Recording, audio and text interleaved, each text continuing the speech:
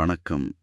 சீட்டு நிதிகள்ல இந்த தாமத கட்டணங்கள வசூலிக்கிறது அம், எவ்வளோ பெரிய தலைவலின்னு நம்மள பலருக்கு அனுபவம் இருக்கும் இல்லையா? ஆமாங்க, நிச்சயமா. இன்னைக்கு நாம பார்க்க போறது நீங்க பகிர்ந்துகிட்ட ஆதாரங்கள் இதுக்கு எப்படி ஒரு தீர்வை காட்டுதுன்னு தான். ம். குறிப்பா இந்த தானியங்கி முளைகள், அதாவது ஆட்டோமேட்டட் சிஸ்டம்ஸ் மூலமா இந்த வேலையை எப்படி சுலபமாக்கலாம், இன்னும் துல்லியமாக்கலாம், நியாயமாவும் நடத்தலான்னு கொஞ்சம் ஆழமா பார்க்கலாம். கரெக்ட்.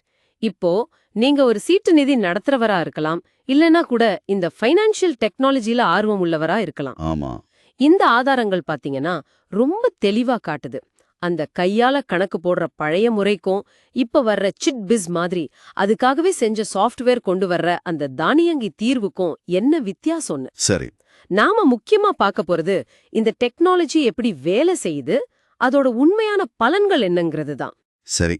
மாத கடைசியில பணம் சரியில வரலன்னா அதை கேட்டு வாங்குறதுல எவ்வளவு சிக்கல் இருக்குன்னு ஆதாரங்கள் ரொம்ப அழுத்தமா சொல்லுது. ம்.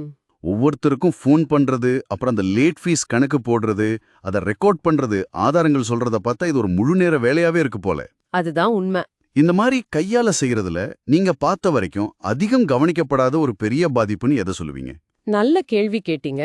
அந்த நேர விரயம் தாண்டி பல மறைமுகமான பாதிப்புகள் இருக்கு.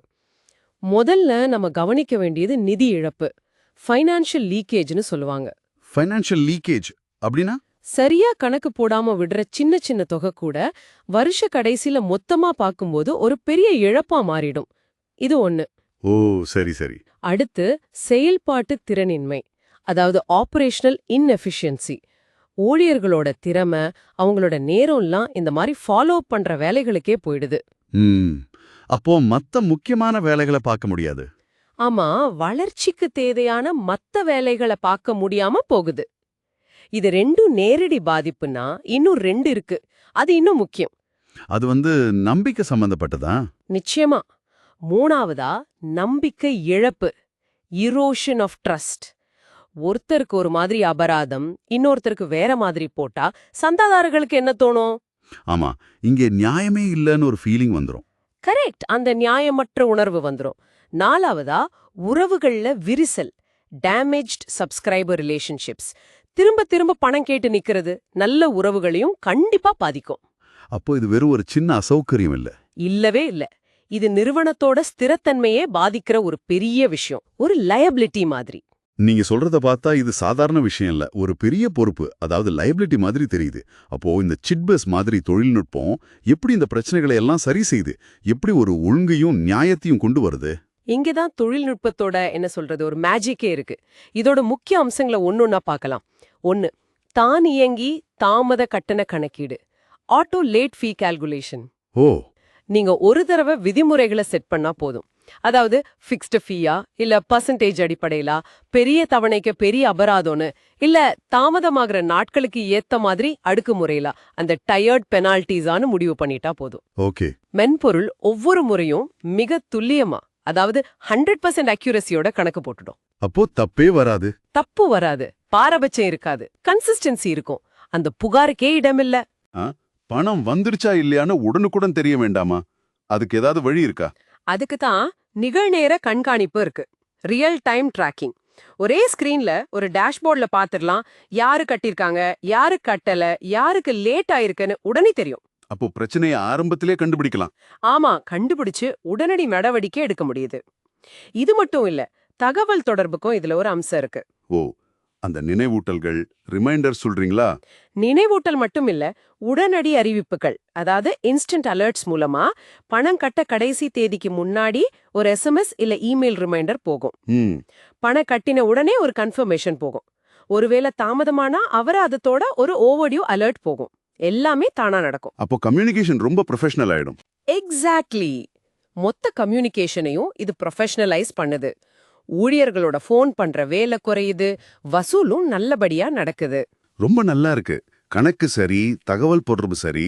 ஆனா இந்த எல்லா டேட்டாவையும் வச்சு நிறுவனம் எப்படி கத்துக்க முடியும்? எதிர்காலத்துக்கு பிளான் பண்ண முடியுமா? அதுக்கு இந்த ரிப்போர்ட்ஸ் உதவுமா?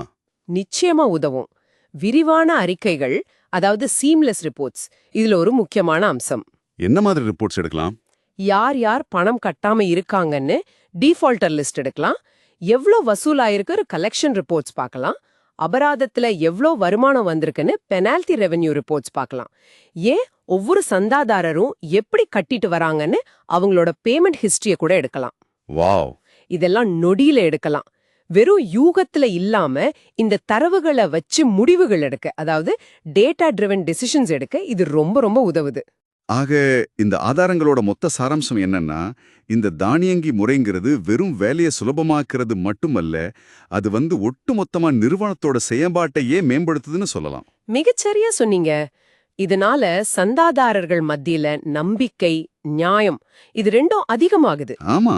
பணப்புழக்கம், அதாவது கேஷ் ஃப்ளோ சீராகுது. அது ரொம்ப முக்கியம். ஆமாம். முக்கியமா எதிர்கால வளர்ச்சிக்கு இது ஒரு பலமான அடித்தளமா அமையுது. Foundation for growth.